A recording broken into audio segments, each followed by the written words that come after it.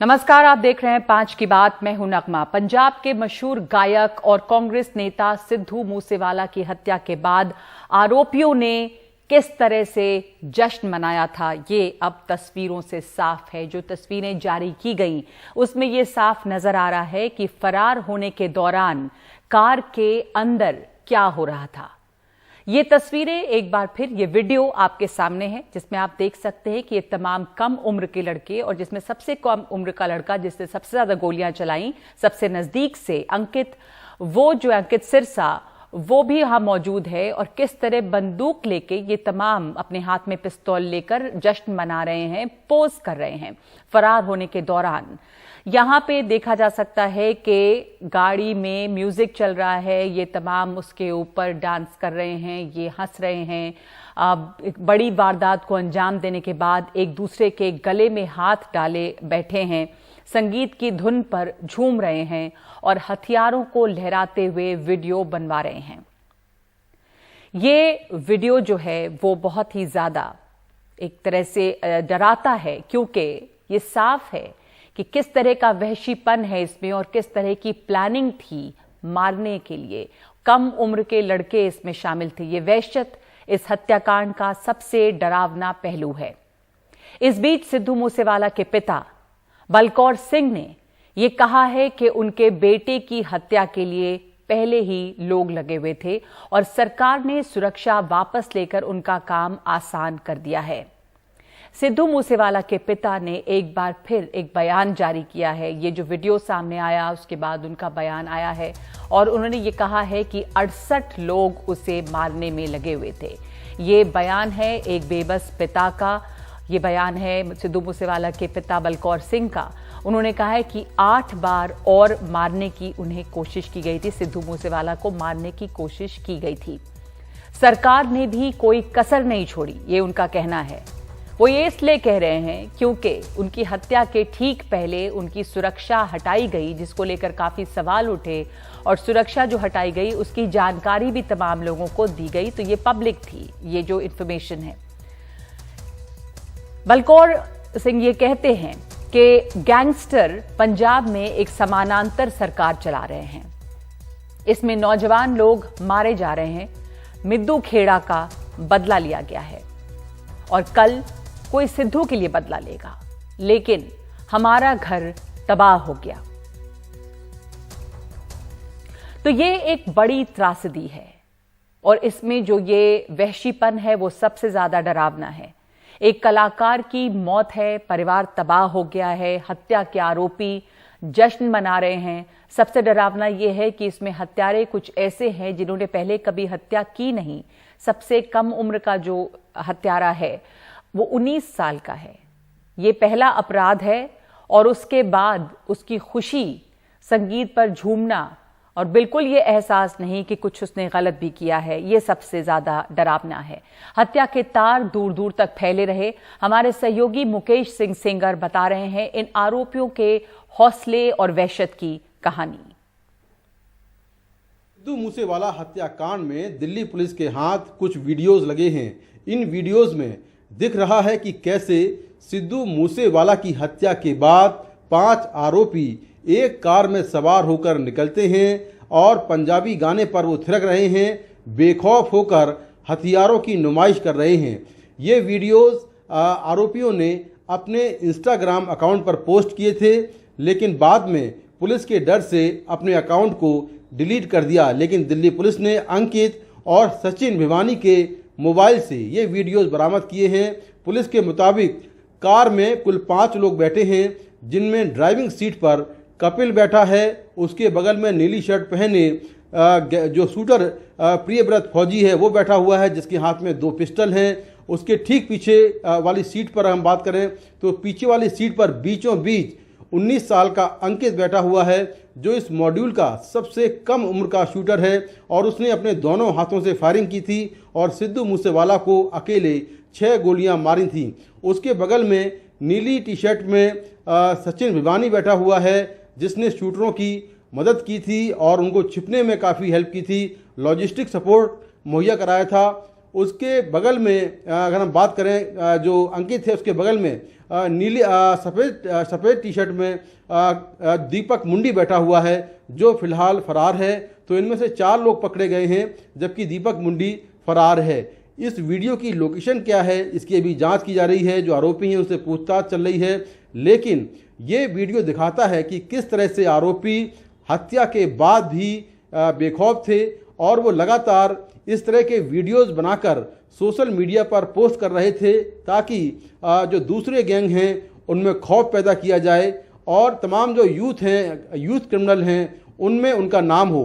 तो इस तरह से लोगों को डराने के लिए वो इस तरह के वीडियोस पोस्ट कर रहे थे। कुछ फोटोज भी दिल्ली पुलिस को मिली हैं जिनमें आरोपी हथियारों की नुमाइश कर रहे हैं और उन्होंने कारतूस से सिद्धू मूसेवाला लिखा हुआ है, किसी में अंकित लिखा हुआ है, किसी में लॉरेंस बिश्नोई गैंग लिखा हुआ है।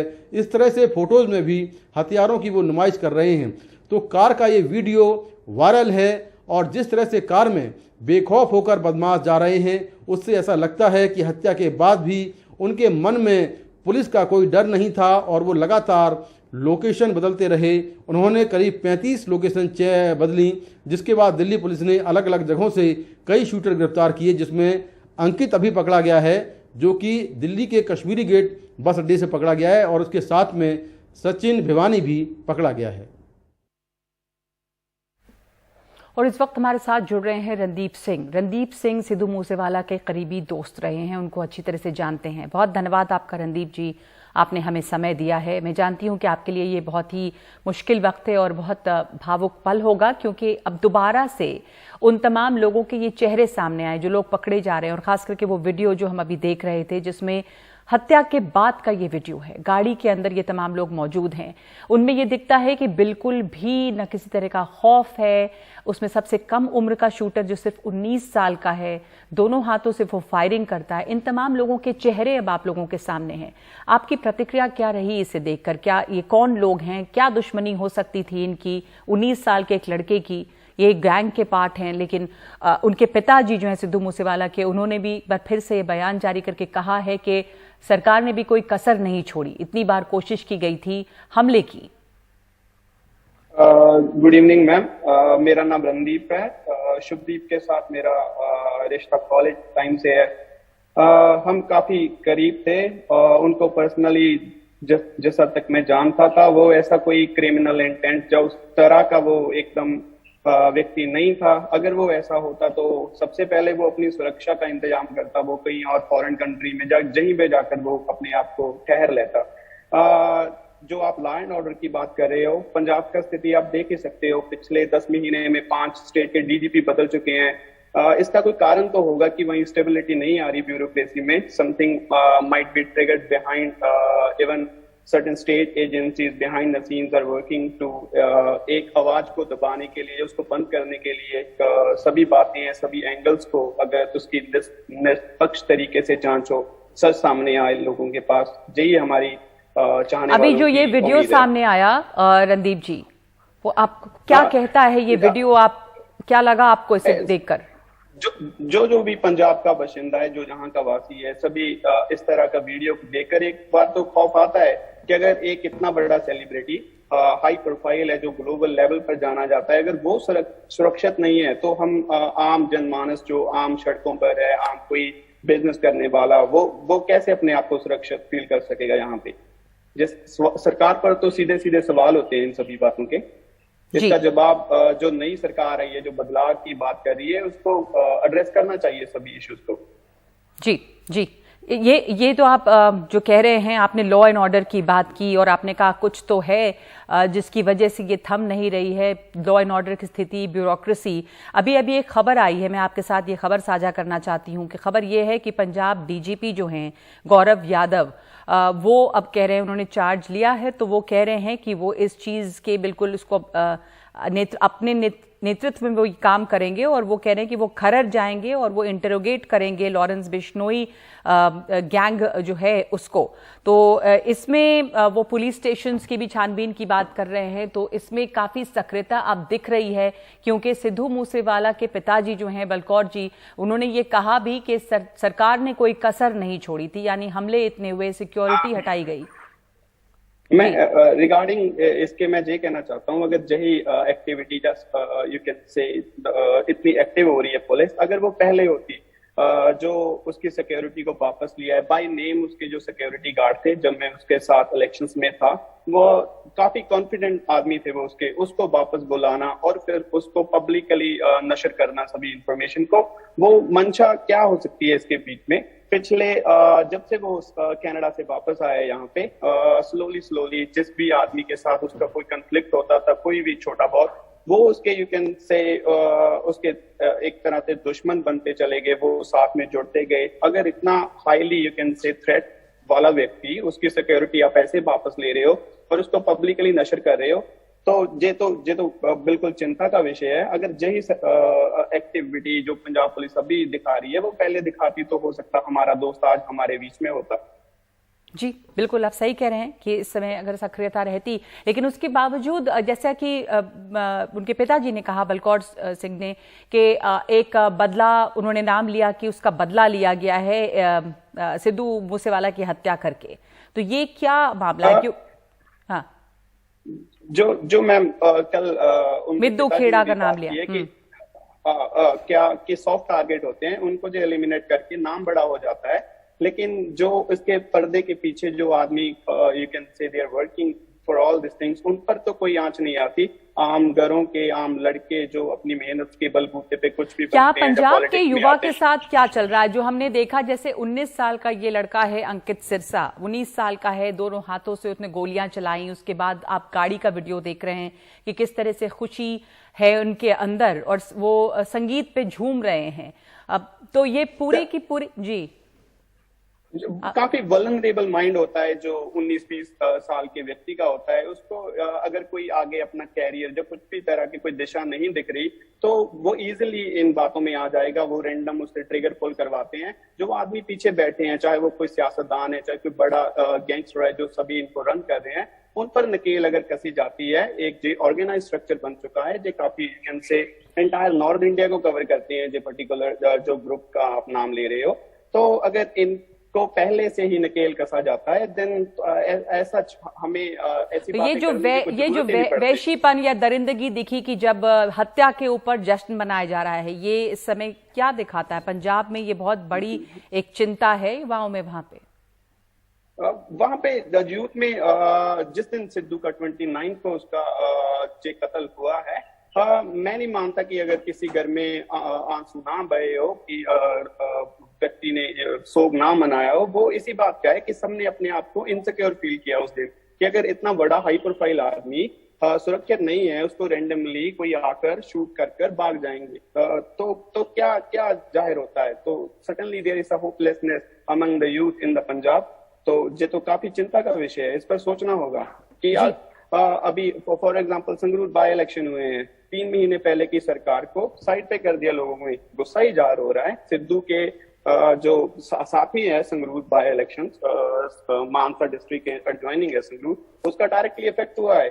सरकार के प्रति कितना गुस्सा है लोगों में। अभी तो हनीमून पीरियड भी नहीं पूरा हुआ सरकार का, इसकी वजह से somebody who was not even able to secure his bail पिछले इलेक्शन में वो एमपी जीत रहा है। इट डज सर्टेनली मीन कि लोगों का गुस्सा बाहर आ रहा है।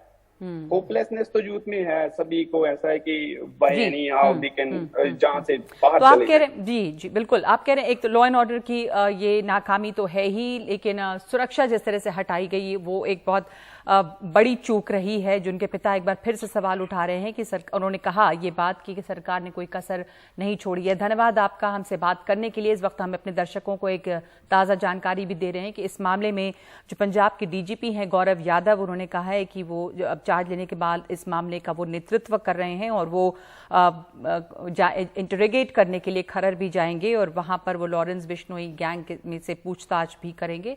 तो अब काफी सक्रिय नजर आ रही है पुलिस इस मामले में और गिरफ्तारियां हुई हैं। लेकिन सबसे ज्यादा दहलाने वाला जो वीडियो वो यही था जिस तरह से ये युवा हत्या के बाद भी जश्न मना रहे हैं, जो इस वहशीपन पर या दरिंदगी पर सवाल खड़ा करता है।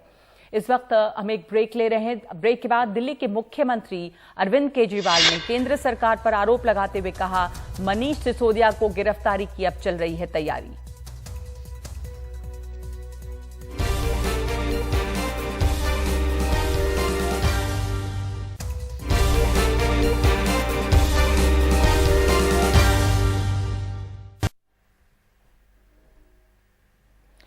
अरविंद केजरीवाल ने आज विधानसभा में एक बड़ा बयान दिया है। दिल्ली के मुख्यमंत्री अरविंद केजरीवाल का यह कहना है कि बीजेपी के लोग दिल्ली वालों को धमकी दे रहे हैं कि उनके पास सीबीआई, ईडी, दिल्ली पुलिस और आयकर विभाग है।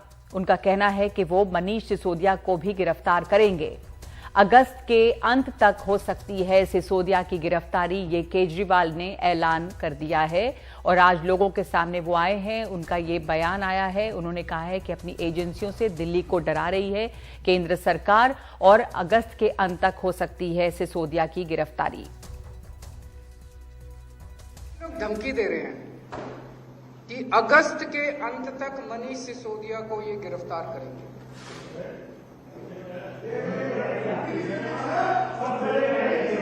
ये कोई तरीका नहीं हुआ ना। ये कह रहे हैं मनीष सिसोदिया को गिरफ्तार करें। यार ये शक्ल से चोर नजर आता है आपको? सर सब चलेंगे, साथ चलेंगे, सब शक्ल से चोर नजर आता है। दिल्ली के 18 लाख बच्चों का भविष्य बनाया है इसने। तो हमारे साथ मौजूद हैं इसके ऊपर बात करने के लिए आम आदमी पार्टी के प्रवक्ता अक्षय मराठे और बीजेपी नेता आलोक वत्स। अक्षय मराठे, आम आदमी पार्टी के संयोजक और दिल्ली के मुख्यमंत्री अरविंद केजरीवाल का कहना है कि अगस्त के आखिर तक मनीष सिसोदिया की गिरफ्तारी होगी। ये गिरफ्तार करने वाले हैं। कौन गिरफ्तार करने वाले हैं, कैसे पता है, क्यों उन्हें लग रहा है और क्या पहले से जानकारी है कि उनकी गिरफ्तारी होगी? नगमा जी, आपको याद होगा कुछ समय पहले पंजाब चुनाव के ठीक पहले ये खबर आई थी कि सत्येंद्र जैन जी की भी गिरफ्तारी होने वाली है और ठीक पंजाब चुनाव के बाद सत्येंद्र जैन को गिरफ्तारी हुई और आज भी वो जेल में है। इसके बावजूद कि उनके ऊपर ना कोई अक्यूज्ड का केस लगा हुआ है, ना एफआईआर में उनका नाम। इसी तरह से आज मनीष सिसोदिया जी को भी लेकर ये खबरें उठ रही हैं कि उनको भी गिरफ्तार करने वाले हैं। और सारी जो बीजेपी की केंद्रीय एजेंसियां हैं, इनके अंदर भी कुछ अच्छे लोग हैं जो ये बातें पहुंचाते हैं अलग अलग न्यूज चैनल। किस तरह की खबर आई है आप लोगों के पास? क्या खबर आई है? मतलब कोई उसको सबूत या फिर ऐसे ही बात हो रही है? क्योंकि केजरीवाल जी मुस्कुराते नजर आ रहे हैं और बड़े निश्चिंत लग रहे हैं। अब दिल्ली के उप मुख्यमंत्री की गिरफ्तारी की बात हो रही है यहाँ पे। देखिए, आम आदमी पार्टी के किसी भी नेता को आज तक गिरफ्तारी हुई हो तो भी उसके बाद में कन्विक्शन कभी नहीं, क्योंकि कोई एविडेंस के बिना ही गिरफ्तारी होती है और फिर वो केस कोर्ट में पहुंचता है और कोर्ट केस को खारिज कर देता है। इसीलिए आज अरविंद केजरीवाल जी भी इस बात को मुस्कुराते हुए कह रहे थे और आज आम आदमी पार्टी का हर कार्यकर्ता ये जानता है कि मनीष सिसोदिया वो व्यक्ति है जिन्होंने दिल्ली के सरकारी स्कूलों का हुलिया बदल दिया। तो ऐसे व्यक्ति को, जिसके लिए 18 लाख बच्चे और उनके माता पिताओं की दुआएं हैं, जिनके साथ पूरे देश में जहां भी वो जाते हैं वहां पे लोग उनसे उम्मीद लगाए बैठे कि एक दिन हमारे राज्य में भी ऐसी सरकारी स्कूल कोई आके बनाएगा, उस व्यक्ति के साथ आज भाजपा उनको पॉलिटिकली आरोप क्या है? आरोप क्या मनीष सिसोदिया की गिरफ्तारी का? क्यों लग रहा है आप लोगों को कि मनीष सिसोदिया की गिरफ्तारी होगी? देखिए, जाहिर सी बात है, आज भाजपा इस बात से डरी हुई है कि लोगों के मन में एक बात क्लियर हो चुकी है कि अरविंद केजरीवाल जी से ज्यादा ईमानदार व्यक्ति, राजनेता इस देश में नहीं। इस छवि को वो खराब करना चाहती है, इस छवि को बर्बाद करना चाहती है और इसीलिए वो अलग अलग नेताओं के खिलाफ फर्जी केस चिपका के उनको बदनाम करने की कोशिश कर रहे हैं। आलोक वत्स हमारे साथ हैं। फर्जी केस चिपकाए जा रहे हैं आम आदमी पार्टी के नेताओं के ऊपर ताकि उनकी बदनामी की जा सके, क्योंकि आप लोग अरविंद केजरीवाल की ईमानदारी से डर रहे हैं, ऐसा कहना है अक्षय मराठे का। आलोक वत्स नगमा जी, एक कहावत है, चोर की दाढ़ी में तिनका। सत्येंद्र जैन जिस मामले में गिरफ्तार हुए हैं और जिस तरीके का उनका हवाला कनेक्शंस और सारी चीजें अब बाहर आ रही हैं, वो पैसा वो किसके लिए इकट्ठा कर रहे थे? माननीय केजरीवाल जी के लिए ही। ठीक है, अभी उस पर आरोप नहीं सिद्ध हुआ है, लेकिन जो बातें निकल के आ रही हैं उसमें साफ है कि there was money laundering at a very high scale. और अगर इस तरीके की कोई बात इनको शुरू से नजर आ रही है कि मनीष सिसोदिया जी ने भी कुछ ऐसा किया होगा। देखिए, मनीष सिसोदिया जी एक अच्छे एडमिनिस्ट्रेटर हैं, इसमें कोई शक नहीं है। दिल्ली के स्कूलों का उन्होंने कायापलट किया, इसमें भी कोई शक नहीं है। लेकिन केजरीवाल जी के कहने पर उन्होंने धन इकट्ठा करने के लिए कुछ दाएं बाएं किया हो और उसका इनको डर लग रहा हो कि अब वो सुराग हाथ लग गया है ईडी के, तो ये पहले से ही बोल रहे हैं कि हम गिरफ्तार होने वाले हैं, गिरफ्तार। तो आपको लग रहा है कि पहले से इसलिए शोर मचा रहे हैं क्योंकि उन्हें इस बात का डर है कि ये हो सकता है, इसलिए पहले ही उन्होंने ये बात सामने रख दी है? आलोक वत्स जी, बिल्कुल बिल्कुल बिल्कुल यही बात है। केजरीवाल ये कह रहे हैं कि बीजेपी दिल्ली के लोगों को डरा रही है कि उनके पास ईडी है, उनके पास सीबीआई है। हाँ, ये कोई भी सरकार होगी तो ईडी सीबीआई उसी के पास होगी। कांग्रेस की रेजिम थी तो ईडी सीबीआई उसी के पास थी। ये कौन सी नई बात है? और आरोप लगाने से थोड़ी हो जाएगा। अगर ये ईडी के सामने जाएंगे, कोई गलत नहीं किया तो बरी हो जाएंगे।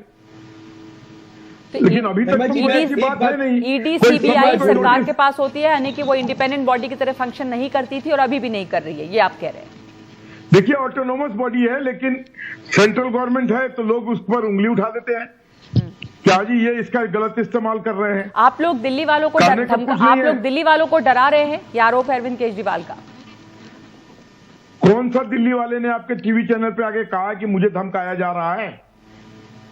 ये सब बेबुनियादी बातें हैं, हवा में अक्षय मराठे बेबुनियादी बातें हवा में बातें कर रहे हैं अरविंद केजरीवाल। कहां धमकी मिली है, क्यों, किस बिना पे कह रहे हैं वो कि बीजेपी के लोग दिल्ली वालों को धमकी दे रहे हैं? क्या मतलब है इस बयान का? और क्या धमकी मिली है, धमकी क्या मिली है, ये भी तो बताइए। किसी भी एजेंसी का ट्रैक रिकॉर्ड उठा के देखा जाए तो आपको याद होगा 2016 में सीबीआई ने मनीष सिसोदिया जी के घर पर एक छापा मारा था।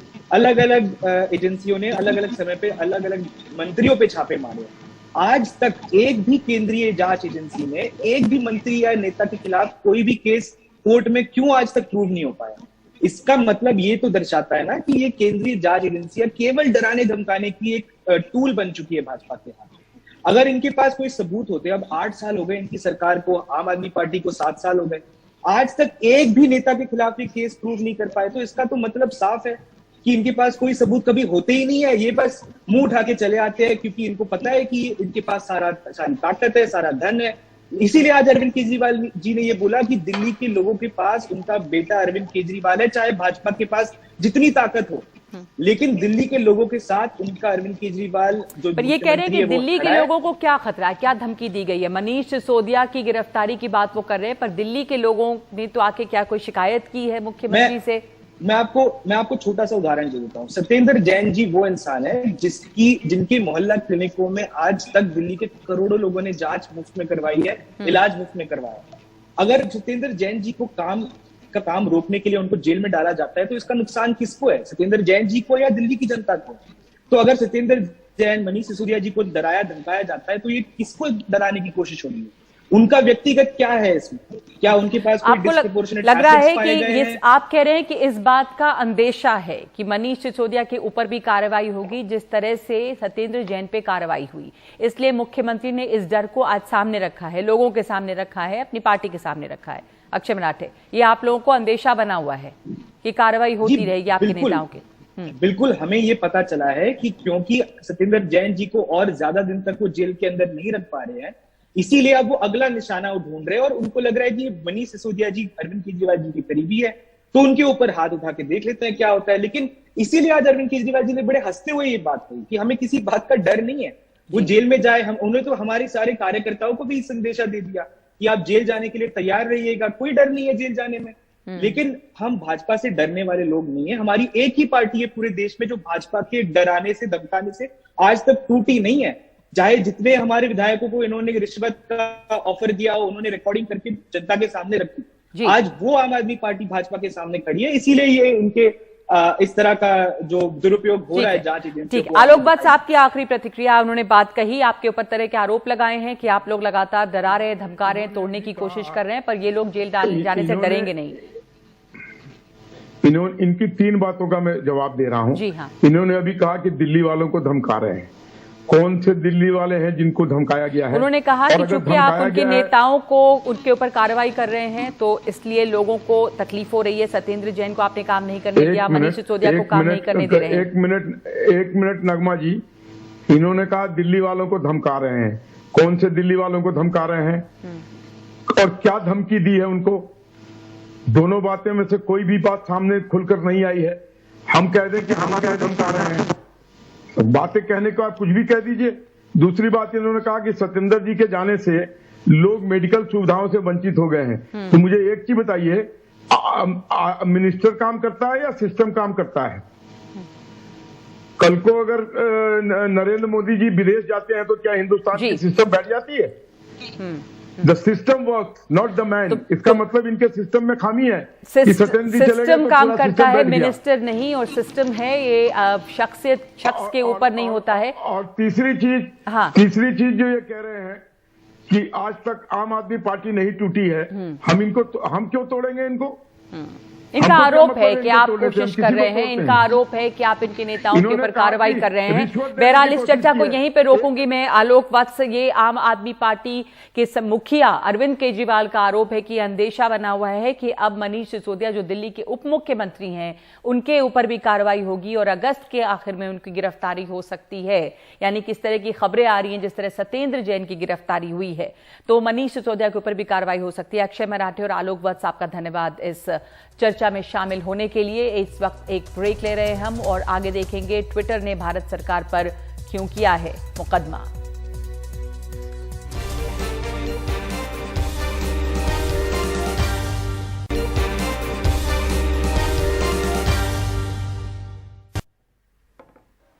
और इस वक्त ये खबर आ रही है कि ट्विटर ने भारत सरकार पर मुकदमा किया है। कर्नाटक हाईकोर्ट में ये मुकदमा किया गया है और सरकार के ब्लॉक के आदेश के खिलाफ है। हमारे साथ नेहाल जुड़ रहे हैं इस वक्त।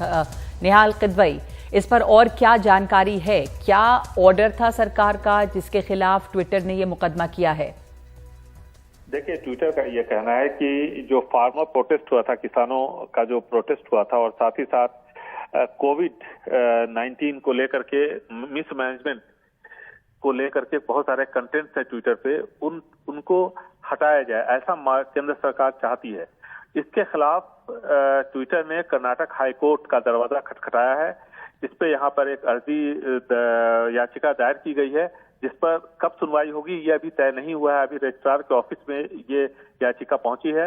अब जब इस पे आगे की कार्रवाई होगी उसके बाद ये तय होगा कि इस पर कब सुनवाई होनी है, कौन से जज इस पर सुनवाई करेंगे। लेकिन इतना तय है कि एक यहाँ पर याचिका दायर की गई है जिसमें कि केंद्र सरकार ने ट्विटर से जो कहा कि कुछ कंटेंट है जिसको हटाया जाए उसके खिलाफ।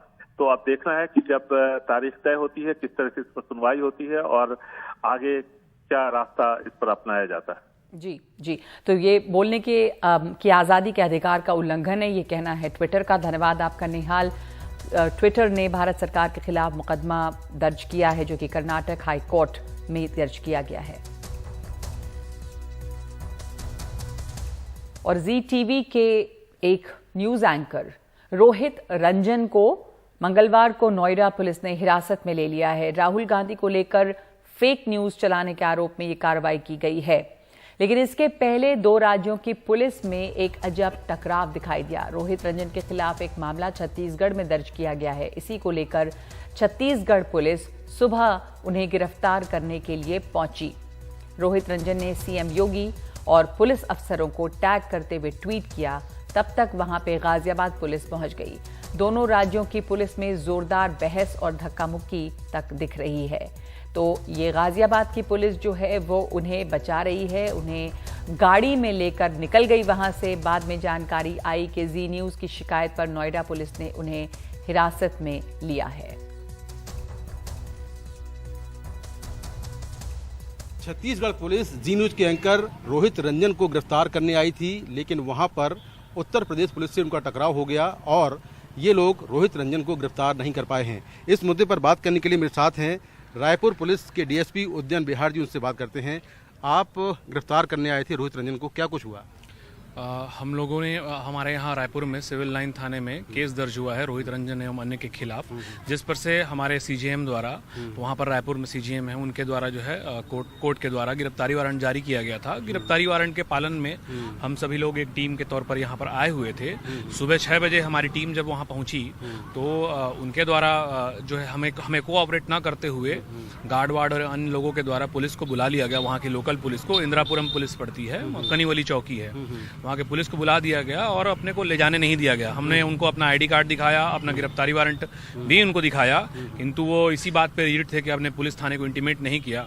ये करके उन्होंने अपने को टालते रहे और एनी हाउ अपने फोर्स में इकट्ठा किए। वहाँ के लोग बाग जो थे उनको भी इकट्ठा किया, लोकल मीडिया को भी इकट्ठा किया और हमको जाने से रोकने लगे एवं ले जाने से रोकने लगे। उसके बाद जब फाइनली वो लोग बोले कि आप लोग साथ में इंदिरापुरम थाने चलिए, हम इनको इंदिरापुरम थाने ले जा रहे हैं, ऐसा बोलते रहे हुए उनको एक गाड़ी में बैठा लिए। हमने उस गाड़ी में बैठना चाहा किंतु उस गाड़ी में हमने को बैठने भी नहीं दिया और हमारी कस्टडी में जो रोहित जो थे हमारे वारंटी, उनको हमको न देकर वो उनको कहीं और ले गए और हम जब वापस उसके बाद फिर जब इंदिरापुरम आए तो पता चला कि वो यहाँ है ही नहीं। तो ये सब घटनाक्रम हुआ है। आपके पास वारंट भी था, जो नियम है उसके मुताबिक जो दूसरे स्टेट की पुलिस है उसको कोऑपरेट करना चाहिए था, लेकिन फिर ऐसा क्यों हुआ कि वो रोहित को उठा के ले गए वहाँ से? अब वारंट रहने पर तो सीआरपीसी के तहत तो प्रावधानों के तहत कहीं सूचना देने की आवश्यकता नहीं होती है। सीधे वारंट एग्जीक्यूट करने के लिए हम उस वारंटी के पास जा सकते हैं, परंतु पता नहीं यहाँ क्या, हमें भी समझ में नहीं आया यहाँ की पुलिस किस चीज को लेकर एडामेंट थी कि आपने सूचना क्यों नहीं दी, सूचना क्यों नहीं दी। जब ठीक है सूचना नहीं दी, अगर ऐसा उनको लग भी रहा था तो वो आ गए थे। हमने उनको अपना आईडी कार्ड भी दिखा दिया था, वारंट भी दिखा दिया था, उसके बावजूद उन्होंने नहीं जाने दिया। ये भी हमारे समझ से परे है उनकी। नोएडा पुलिस अब एक दूसरे केस में उससे पूछताछ कर रही है, ये जानकारी है आपको? जी नहीं, ऐसी जानकारी तो अपने को प्राप्त नहीं हुई है, बट उन्होंने थाने आने पर हमको पता चला कि उन्होंने नोएडा पुलिस ने एक जीडी एंट्री की है और मतलब जनरल डायरी में एंट्री की है और उनको पूछताछ के लिए ले गए हैं। कोई अपराध क्रमांक का मेंशन नहीं है, कोई भी मतलब धारा वारा मेंशन नहीं है और हमारी लीगल कस्टडी से लेकर चले गए हैं, ये भी हमको थोड़ा सा ठीक नहीं लग रहा है। बिल्कुल, ये है उद्यान बिहार डीएसपी रायपुर जो बता रहे हैं कि किस तरह से गाजियाबाद और नोएडा पुलिस जबरन रोहित रंजन को इनसे खींच के ले गई, इनकी कस्टडी से खींच ले गई, जबकि इनके पास कोर्ट का वारंट था। ग्रेटर नोएडा से कैमरामैन राकेश सिंह के साथ में मुकेश सिंह, एनडीटीवी इंडिया। और महाराष्ट्र के अमरावती में एक केमिस्ट उमेश कोहले की हत्या की जांच चल रही है। इस बीच सूत्रों के हवाले से ये बड़ी खबर आई है कि 20 जून को उमेश कोहले की हत्या की पहली कोशिश की गई थी। ब्लैक फ्रीडम व्हाट्सएप ग्रुप के सदस्य थे कोले। ब्लैक फ्रीडम ग्रुप में हिंदू मुस्लिम दोनों समुदाय हैं। उमेश कोले ने नुपुर शर्मा के समर्थन में पोस्ट किया। एक मुस्लिम सदस्य दूसरे व्हाट्सएप ग्रुप पर इसे डाला। कलीम इब्राहिम नाम के ग्रुप पर यह पोस्ट डाला गया था। इस पोस्ट से कलीम इब्राहिम ग्रुप के सदस्य नाराज थे।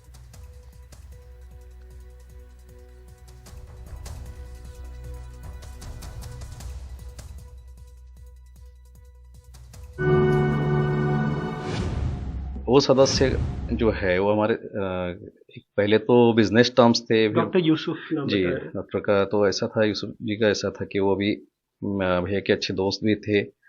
क्योंकि क्या होता है बिजनेस में, अगर आप बार बार मिल रहे हैं, रोज मिलना जुलना हो रहा है और ये हो रहा है, तो अपने आप एक अच्छा रिलेशन भी हो जाता है। तो भैया बाय नेचर ही ऐसे थे कि किसी को भी मदद करते थे। तो जैसे कभी आप लोगों को लगा उनकी कुछ उधारी भी बाकी थी ना भाई? हाँ, कुछ पैसा भी बाकी था, लेना बाकी था। तो वो फ्यूनरल में आए भी थे? फ्यूनरल में आके गए। उस वक्त आप लोगों से उन्होंने आप लोगों से भी बात की थी? नहीं, बात नहीं हो पाई किसी से भी, क्योंकि हम लोग तो उस मेंटल स्टेज में थे ही नहीं कि किसी से बात करें। तो लेकिन मेरा ध्यान है कि वो आके गए करके। मास्टरमाइंड तो पुलिस वाले किसी और को बोल रहे हैं। अभी एग्जैक्ट अंदर कैसा ये हुआ, किसको फॉरवर्ड हुए और क्या हुआ, ये बहुत बोलना मुश्किल है। लेकिन मास्टरमाइंड तो नहीं बोल सकते, क्योंकि जो आदमी कुछ बिजनेस कर रहा है, बाकी चीजें कर रहा है, तो मास्टरमाइंड उसको एकदम से नहीं बोल सकते। और ऑलरेडी मास्टरमाइंड करके इरफान नाम का कोई शख्स ऑलरेडी पुलिस वालों ने बोला है कि वो मास्टरमाइंड। 21 तारीख की रात को कैसे आप लोगों को पता लगा? बेटा शायद उनका पीछे पीछे ही था, 2-3 मिनट पहले पिताजी गए थे, तो आप तक कैसे खबर आई? कैसे उस दिन का घटनाक्रम क्या रहा? मेरा और एक भतीजा है जो हमारे साथ नहीं रहता है, तो उसको संकेत के वाइफ का यानी हमारे बहू का फोन आया कि भैया को किसी ने चाकू मार दिया है। तो वो दौड़ते हुए आया, मुझे बोला कि भैया को चाकू मार दिया है, चलो जल्दी से। हम दोनों साथ में निकल गए। अभी तब तक हम ये सोच रहे थे कि चाकू मार दिया है, कहीं तो भी किसी ने थोड़ा बहुत कुछ लग गया होगा हाथ पे, इस पे, उस पे। लेकिन वहां जाने के बाद में जब पता चला कि जो चाकू है, फिर संकेत ने मुझे बताया कि चाकू जो है वो एग्जैक्ट यहाँ मारा हुआ है। तो फिर थोड़ा सा सीरियसनेस एकदम से हम भी घबरा गए कि क्योंकि नेक में चाकू लगा है, तो हम भी डर गए फिर उस चीज़ को लेके कि पता नहीं अभी क्या होगा। और भैया को तो आईसीयू में लेके गए थे, तो बाद में फिर डॉक्टर ने आके बताया कि हमारी कोशिशें चल रही है करके, लेकिन ऑलरेडी उनका मेंदू डेड हो चुका है। तो डर तो नहीं है या कोई धमकी कहीं से कुछ ऐसा तो नहीं, अभी कुछ भी नहीं है, किसी ने कोई धमकी नहीं दी, डराया नहीं, कुछ नहीं है। अभी एक नॉर्मल जिंदगी पे वापस आने की हमारी कोशिश चालू है। जाहिर सी बात है आप भाई साहब के लिए इंसाफ चाहते हैं, लेकिन आप और कुछ अपील करना चाहते हैं? क्योंकि जिस तरह से माहौल चल रहा है, मतलब एक के बाद उदयपुर और ये हो गया, फिर जिस तरह से पूरा जमावड़ा लगा रहता है, कुछ आप कहना चाहते हैं? फास्ट ट्रैक पे हमारा मांग है कि फास्ट ट्रैक पे इसको लाया जाए। फास्ट ट्रैक पे लाएंगे और ये अगर थोड़ा जल्दी इसका कुछ हो जाए और लोगों को दंड मिले तो हो सकता है कि वो दंड देख के और ये सब चीज़ों को देख के लोग ऐसी गलती करने की कोशिश नहीं करेंगे।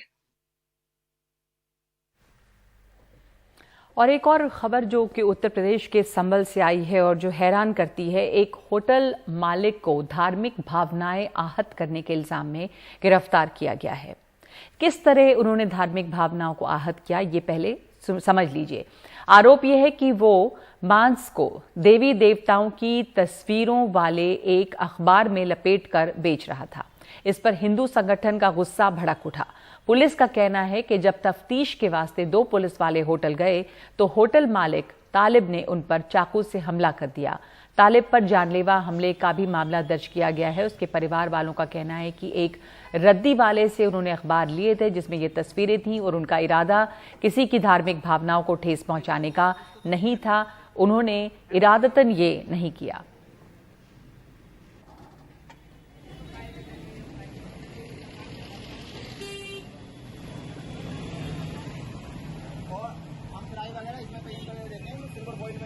कल एक सूचना मिली थी, तत्काल प्रभाव से पुलिस मौके पे पहुंच रही। मौके पे पहुंचने के बाद वहाँ पे अवैध जो सामग्री थी और वहाँ पे मौके पे जो कुछ अवैध सामान था वो अपने कब्जे में लिया। कब्जे में लेने के बाद संवेदनशीलता को देखते हुए पुलिस के द्वारा मुकदमा पंजीकृत कराया गया, जिसमें एक अभियुक्त तालिब गिरफ्तार करके उचित धाराओं में सुसंगत धाराओं में मुकदमा पंजीकृत कर जेल भेजा गया है। मामला कुछ इस तरीके का नहीं था। जो भी ये मामला था ये रखा गया बनाया गया है मेरे पापा के साथ में। पूरी तरीके से मेरे पापा के साथ जाति करी जा रही है। मेरा एक होटल का दुकान है, इसमें रद्दी ना कोई इतनी बड़ी बात नहीं है। और वो लड़का लेकर आ गया, उसमें लड़के ने खाना पैकिंग करके दे दिया। इसी बात पर ये सारी फिल्म बनाई गई है।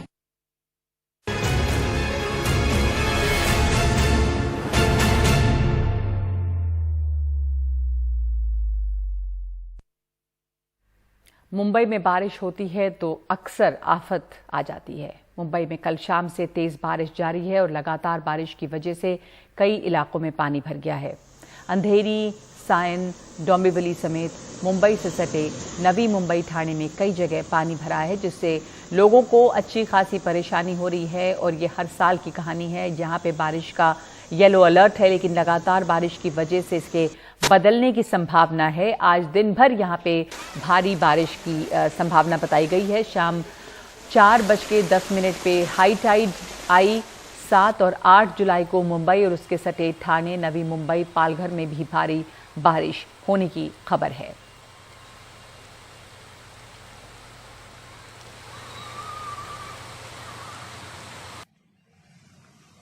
ये गांधी मार्केट है, इधर हमेशा पानी भरते रहता है। क्या कुछ तकलीफ झेलना पड़ता है पानी भर जाने पे? ये दिन भर खोल की वजह से इधर जाली भी पानी जाता नहीं है। सब बनाते लेकिन जाता नहीं जल्दी पानी। क्या हमेशा तो यहाँ पे हमेशा वही ये रहता है। क्या लोगों को आने की तकलीफ रहता है? बहुत खोल भी रहता है जगह, इसलिए वजह से तकलीफ रहता है। इधर दुकान सब बंद होते, पानी भर जाता है दुकान में। सब जो धंधे वाले सब नुकसान हो जाता है उनको लिए। जरूरत रहेगा तो तभी बाहर आइए आप, नहीं है मत आइए। हाँ, सरकार ने अलर्ट दिया पहले ही। आने जाने में तकलीफ होती, पानी भर जाते ढुकने तक, भाजी है और सब मार्केट करने में तकलीफ होते रहते। हमेशा का यहाँ ऐसा पानी भरता है? हमेशा ऐसा पानी भरता है। कितने साल से यहाँ रह रहे हैं? मैं इधर 25 साल से रहते। यही हाल है यहाँ का? हाँ, पानी भर गया, कितना तकलीफ होता है। बुढ़ा आदमी कैसा काम पर जाएगा? हाँ, तो आप लोग का कुछ इलाज करो। गटर नहीं दिखता है, गिर जाएगा तो मर जाएगा, फिर बाल बच्चे भूखे रहेंगे। डर लगता आप लोग को? डर लगता तो डर लगता, इसलिए तो मैं खड़ी रह गई ना कि क्या बात चल रही है। हम एक्सपेक्ट करेंगे कि अगले 5 दिन पूरा महाराष्ट्र स्टेट में अच्छा बारिश रहेगा, वाइड स्प्रेड रेनफॉल रहेगा। एंड हम एक्सपेक्ट करेंगे कि खास करके कोंकण एरिया में एंड घाट एरिया से महाराष्ट्र में स्कैटर्ड प्लेसेस में heavy to very heavy rainfall रहेगा एंड आइसोलेटेड प्लेसेस में एक्सट्रीम हेवी रेनफॉल रहेगा। लास्ट 24 आवर्स में अगर अब देखा जाए तो कोलाबा में बारिश हुआ है 117.4 मिलीमीटर और सांता क्रूज में बारिश हुआ है 124.2 मिलीमीटर।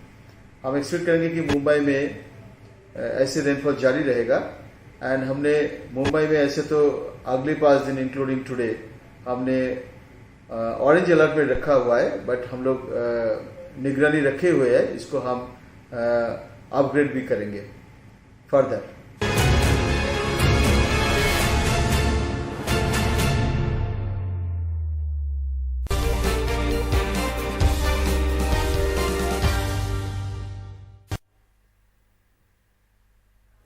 खराब मौसम की वजह से अमरनाथ यात्रा को अभी रोक दिया गया है और क्योंकि आने जाने में इससे मुश्किल हो सकती थी, ऐसे में प्रशासन ने एहतियातन यात्रियों को पहलगाम में ही रोक लिया है।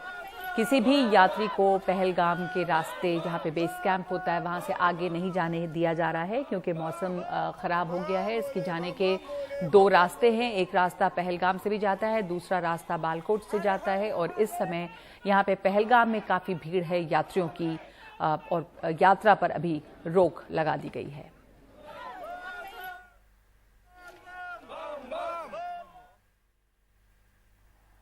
मणिपुर के नोनी जिले में हुई भारी भूस्खलन की घटना के बाद राहत और बचाव का अभियान का आज 6ठा दिन रहा है। मौसम के खराब होने से राहत और बचाव में बहुत सारी परेशानियां आ रही हैं। यहाँ पे तुपुल इलाके में एक रेलवे यार्ड स्टेशन बन रहा था और तभी पहाड़ी का एक बड़ा इलाका ढह गया। इस भारी भूस्खलन से पूरा इलाका चट्टानों और मलबे से भर गया और प्रोजेक्ट में काम कर रहे लोग उसके नीचे दब गए। 47 लोगों की अब तक मौत हो चुकी है, जिसमें 28 जवान प्रादेशिक सेना के हैं। इस हादसे में 18 लोग घायल भी हुए हैं जबकि 14 लापता हैं। इस प्रोजेक्ट की सुरक्षा का ये जिम्मा संभाल रहे थे।